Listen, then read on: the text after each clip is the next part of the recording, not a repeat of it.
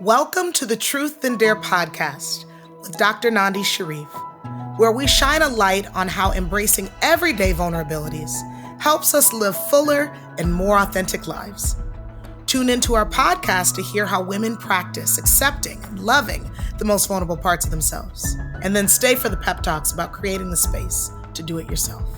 Are you ready to jump into this episode, sis? Yes? All right? Then let's get it. Welcome to the Truth and Dare podcast. I'm your host, Dr. Nandi, Shareef, and today we're talking about an important truth. You belong everywhere. I have the most amazing, incredible guest co-host. She's a multi-hyphenate, a creative and author of Street Speak, a book that showcases the power in street art to motivate, inspire, and ignite passion every day. She's a coach, and every single spring, she leads a group of Black women through a journey of transformation in Portugal called Workbreaker.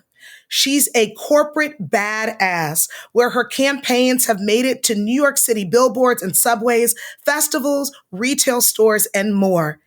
And she's an incredible confidant and the better half of our standing Monday Sisterhood sidebar. She's my friend and sister, Lauren Chesley.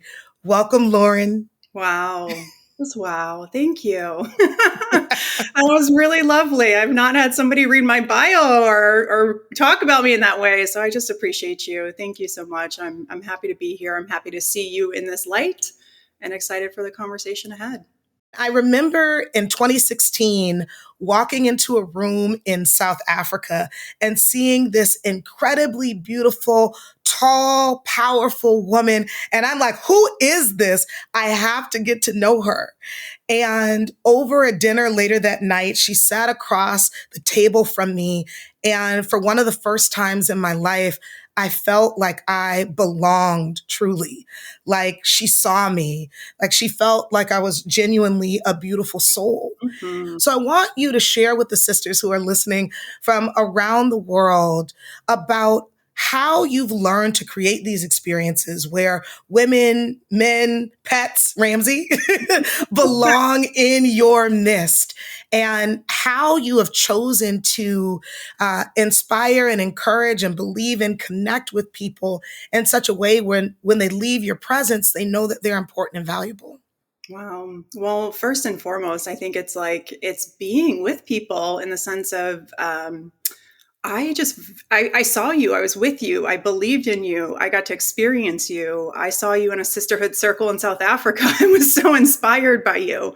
So it's not about forcing anything. It's not about doing anything. It's about being present with people. And it was just being with you and being in that experience of you. And it wasn't anything that I feel like I do intentionally or I do with this is the way that I'm going to show up in a conversation to make somebody belong. It's just, I think innately being an empathic person, I just kind of see beyond the layer of something that's maybe surface, and I just am with somebody holding space in that capacity. And so I feel that back oftentimes too, and it makes it easier to continue to unfold when I hold space with people in that capacity. I think a lot of it too is just, in my big age at this point in life, I've had my own experiences and I've gone through things that in certain moments in time, I haven't necessarily felt belonging. And so it's existing in different capacities in myself and kind of reframing what mental chatter might be happening in my own mind and taking an empowered stance within it.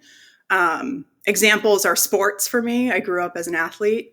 I still consider myself an athlete, though I'm working through some things again in my big old age.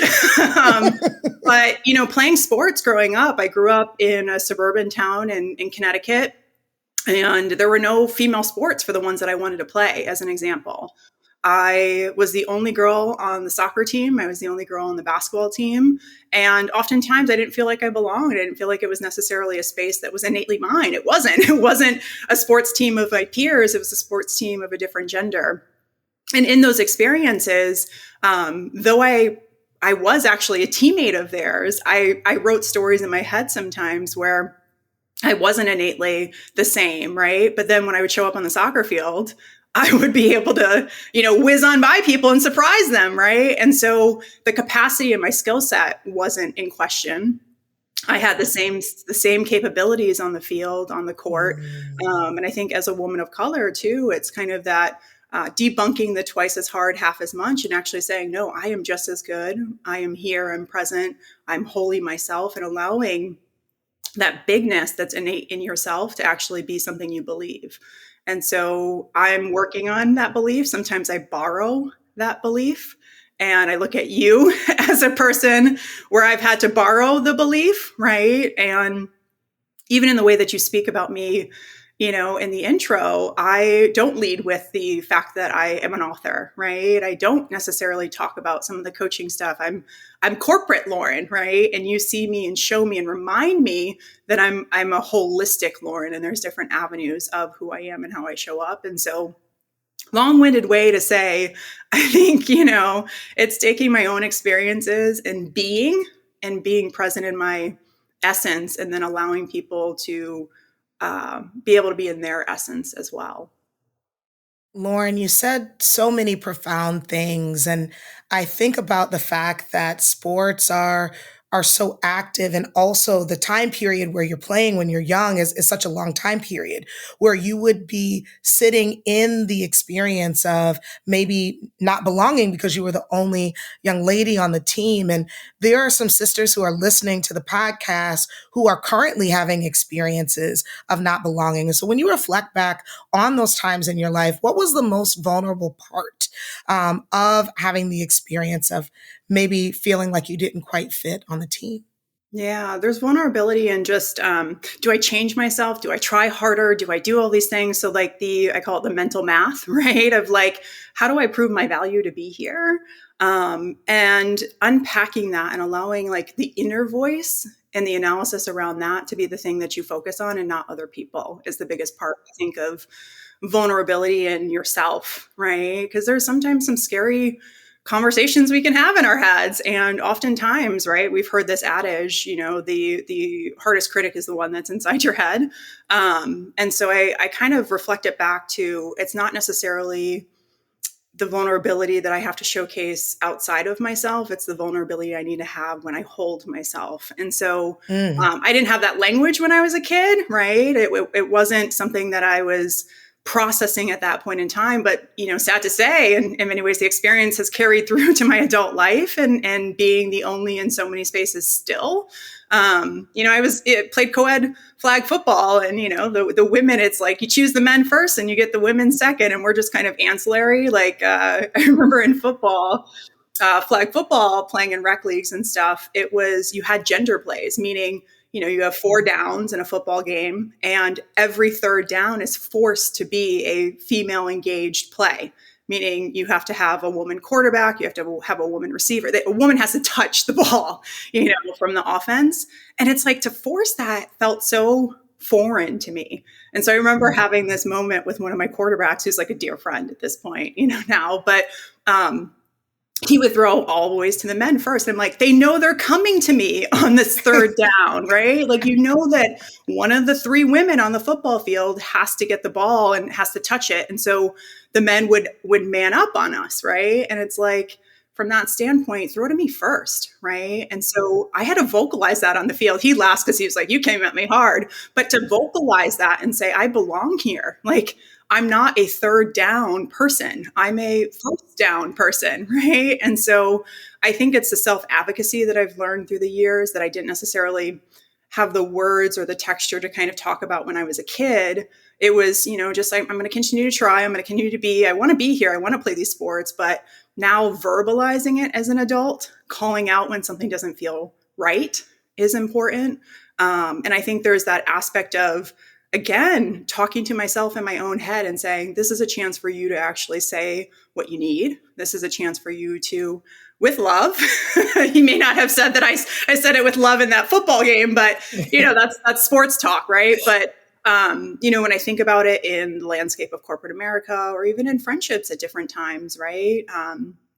It's vocalizing what you need. And so being somebody like yourself, where so much of what you do and how you exist in friendship is checking in on people, pouring into people, loving on people. For me, I've had to take the lesson of not everybody's Lauren Chesley. One of my college boyfriends taught me that, right? Where love languages are a dance. They're different for every person. But, if I need to be loved in a certain way, I can express like, hey, like I really appreciate if this, right? So it's a bit of like vulnerability and also what do I need in this moment and owning that and having that voice and vulnerability as well.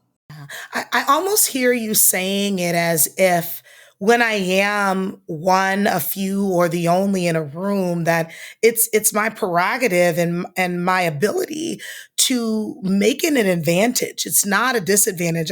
Sisters, I hope you heard that soundbite around. I'm not a third down person. I'm a first down person. How many of us can say that in our lives right now, can find a place and space where we need to author that for ourselves and hold on to it?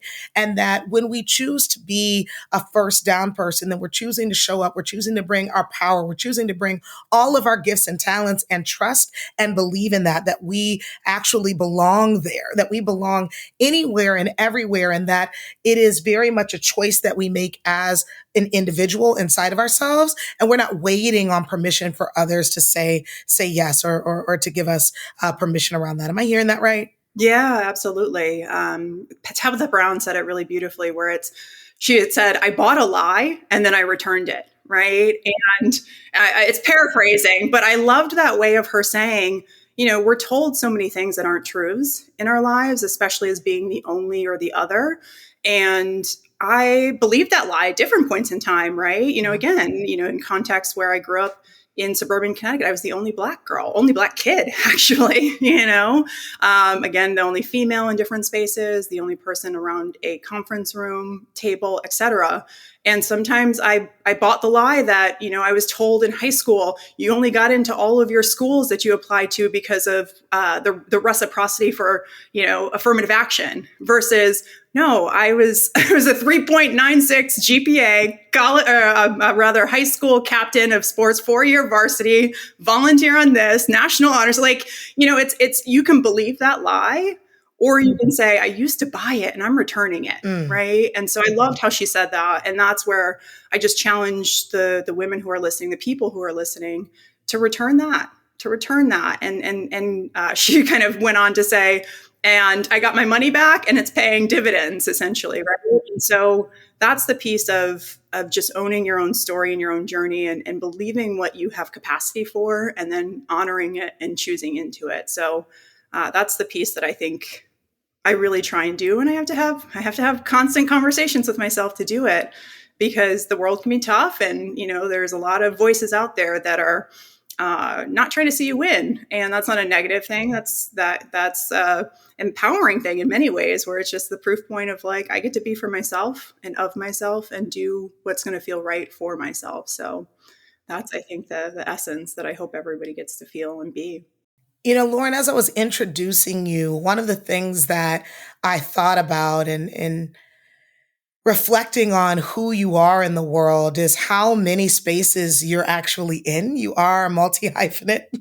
And I am curious about your journey to identifying spaces where you have felt like you could be yourself completely. How did you figure out to do that for yourself? I would say 2 things come to mind. Constant curiosity and following the things that naturally pique my interest. There's been a lot of unexpected twists and turns and things that I've picked up along the way of just choosing curiosity and exploring and being open-minded about things that bring me joy, bring me questioning, bring me just, other places, spaces, et cetera, in the world. And then I think the power of a powerful question oftentimes too. So as I've, changed different capacities of my career, journeyed into different departments, being a creative and then a human resources practitioner and then a marketer, et cetera, I think the thing that I've learned the most is to know what questions to ask before you choose into the next thing and to make sure that it's right for you. And so I think about that in a corporate context primarily, right? Oftentimes you find yourself trying to get the new job and you are interviewing. And that interviewer's job is to ask you a bunch of questions and to see if you're a right fit for a company and a context that they want to see you in. And I really, especially from a coaching capacity, talk to people about, you got to have questions too. And there's power in those powerful questions. So when I think about my journey, there's been a lot of interviews and contexts and conversations that I've been in where I'm like, I'm asking questions and I'm not getting the right answers that make me feel like this is the right place for me. Wow. And that's fine, right? What's for me is for me. What's not is not. But I think the empowerment around, I'm going to ask the tough question. I want to hear the raw answer. And I want to be able to choose the next step that's going to feel the best for me. And so, yeah, powerful question and curiosity, I think package up the two things that probably guide me the most in my career. The thing I'm working on is then following fear, I would sum it up as maybe too. The fact that I've journeyed into different aspects of my career, I've not had the hard skill sets all of the time, but I've believed in my soft skill sets, and fortunately had a lot of people that have often believed in my soft skill sets too. And so I've been able to try a lot of different things and give myself the grace of building the hard skills and knowing my soft skills will carry me along the way, right? Communication, the curiosity, the creativity, the cultivating relationships, all of that stuff.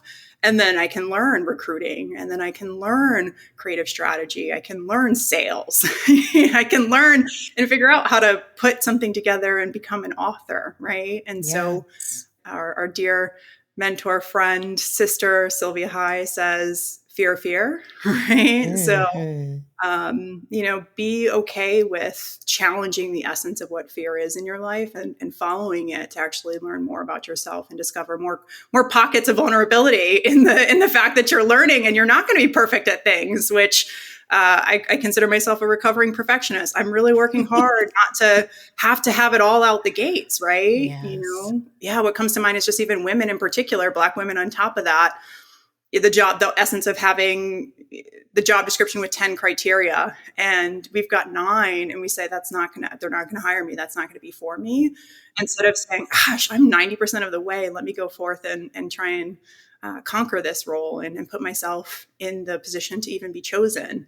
And so I think there's a bit of that too, that's just propelled my journey, if you will, to this point in time. Lauren, I was going to ask you a question around how you learned that you belonged everywhere. And what I'm picking up on in this conversation, and correct me if I'm wrong, is not so much that you learned that you belong everywhere, but that you chose to belong everywhere you wanted to go and everywhere you felt comfortable. And wherever you did it, you closed the door. They didn't close the door on you.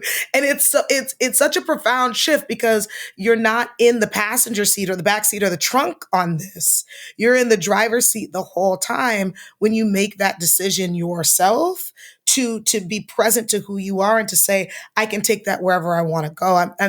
Tell me what your thoughts are on that. Am I picking up what you're putting down? I love that you experienced that. It maybe hasn't been as smooth a journey as you beautifully relayed it. I don't know that I felt exactly like, it's a choosing in. I think there's component parts of trying, right? And then within the choice, it's allowing the space for grace and learning and the vulnerability, right, to continue to go even if it feels hard. And so, I've definitely made the choice to go after things despite it not necessarily being the easiest or the thing that I've done.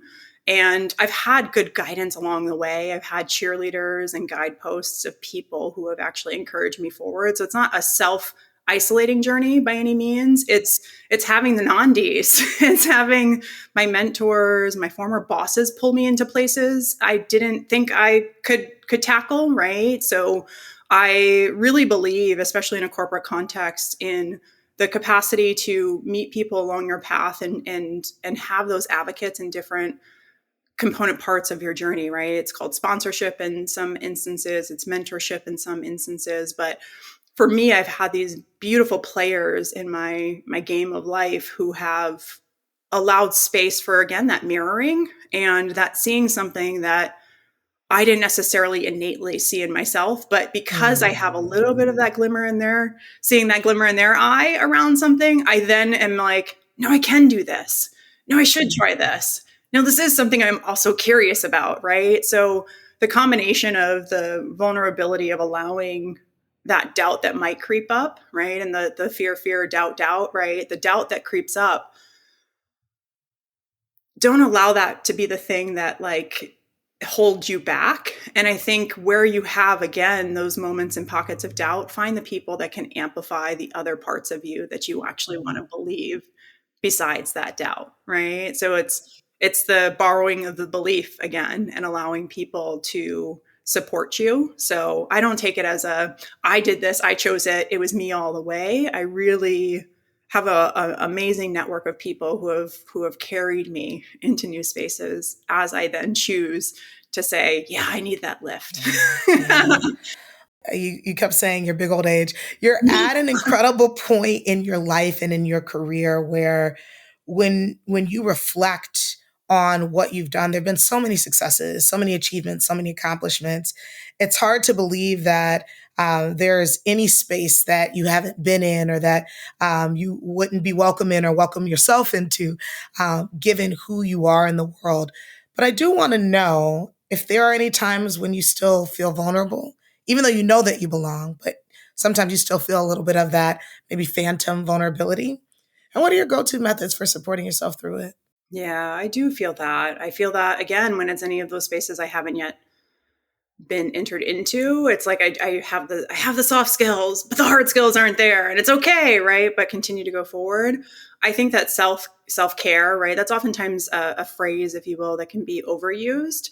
And so it could be fluffy, it could be this, but for me, it's really understanding what are the things that are self supportive, what are the things that help fill my cup back up if I'm feeling a little bit depleted by, again, the narratives that are being negotiated in my head, or the energy that I maybe don't feel I have to tackle the next thing. So I call my Sundays, in particular Sunday sanctuaries. I really intentionally in that moment in my week, I church service, tuning in, going for walks or a workout, my farmer's market locally, like just getting nourishing food. I take a bath, like all of those things on Sunday. I really appreciate that tenderness that I have for myself to kind of choose myself on that day. And then another grounding thing for me is mindfulness Mondays, I call them, where I really enter into my Monday with the intention of what do I want to accomplish this week and how do I want to feel? And then I might have a question or something that's on my spirit that I might need informations or insight into, and I give it to God on those walks. And I have what I call divine downloads, where in those spaces where I'm walking, I'm able to get clarity, have the conversations in the vulnerability with God to even say like, hey, I'm struggling here. I need support here. Please illuminate the path forward here. And so between those 2 days, I really I think, it's a privilege to be able to, in many ways, be a single woman without children. So I can own my schedule in different ways. So I try and anchor myself in Sunday and Monday as a grounding for that. But outside of that, it's kind of we know ourselves the best. So go with what you need in the moment that you need it and actually own that thing that you need. So if it's, I need 5 minutes to meditate because I'm nervous going into this conversation. I need to call my friend Nandi because I'm not feeling great right now. I don't have the confidence. I need somebody to lean into for borrowed belief. Whatever that might be, I think it's just taking an inventory of the things that light you up, that fill up your cup, and then just making sure you carve out the intentional time for it. And you allow that tenderness for feeling all the feels, right? Letting the cries out, letting the laughs out, watching the, whatever TV, like taking the time out. I do device-free days.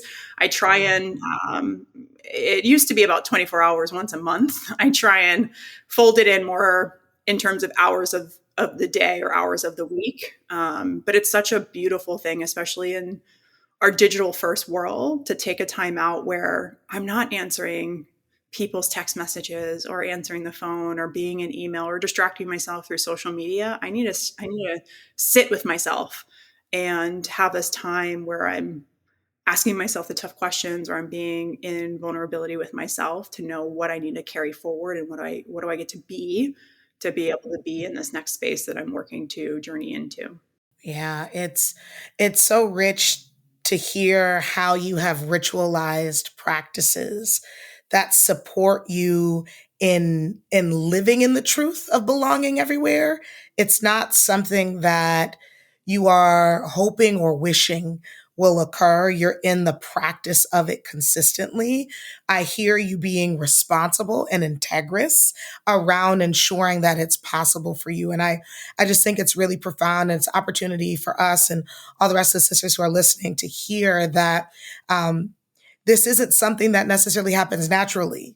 When we practice it, when we choose it, when we allow for our community, our network to support us through it, that's when we find ourselves being able to go into spaces and showing up and feeling like we're belonging everywhere we go. And I would ask you one last question on behalf of the sisters who are listening, Lauren, which is, what would you dare them to do in order to learn for themselves that they belong everywhere?